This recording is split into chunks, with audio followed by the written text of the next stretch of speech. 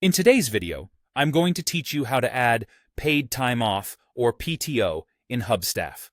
This process is quick and straightforward, taking just about 5 minutes of your time. So let's dive right in. First, you'll want to open your preferred web browser. It doesn't matter if you prefer Chrome, Firefox, Safari, or another option. Any of them will do the job. Once your browser is open, type Hubstaff into the search bar and hit Enter. Click on the official Hubstaff link to navigate to their homepage. Now that you're on the Hubstaff website, the next step is to sign in. You'll find the Sign In option conveniently located in the upper right corner of the page. Go ahead and click it and enter your login details. If you have multi-factor authentication set up, make sure to complete that step as well for added security. Once you're logged in, you'll be directed to your Hubstaff dashboard. From your dashboard, we will proceed by navigating through a few menu options. Look for the Settings tab on your dashboard. Hover over it, then select Policies from the drop-down menu. Under the Policies section, you'll see the Time Off option, which is where we are headed next. Upon reaching the Time Off section, you'll want to locate the Add a Policy button.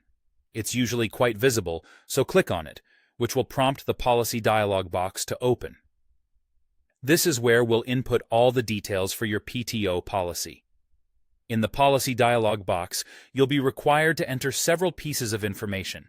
Start with entering an appropriate policy name that clearly identifies what this policy covers.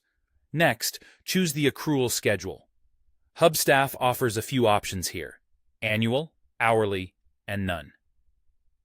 Consider how your organization operates and choose the one that best fits your needs. After that, enter the amount that will be accrued under this policy. This might be a specific number of days or hours.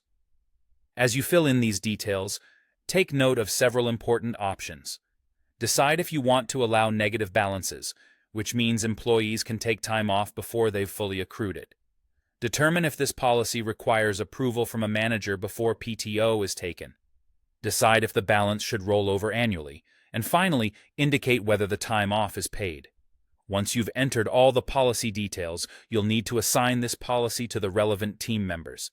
You can either select specific individuals or have the policy automatically apply to everyone within a particular group or department. The last step is simple, yet crucial. Don't forget to click Save to ensure all your hard work configuring the policy isn't lost. Once saved, the newly created PTO policy will be active and you're all set. And there you have it, a quick and efficient way to add PTO in Hubstaff. Thanks for watching, and I hope this guide was helpful.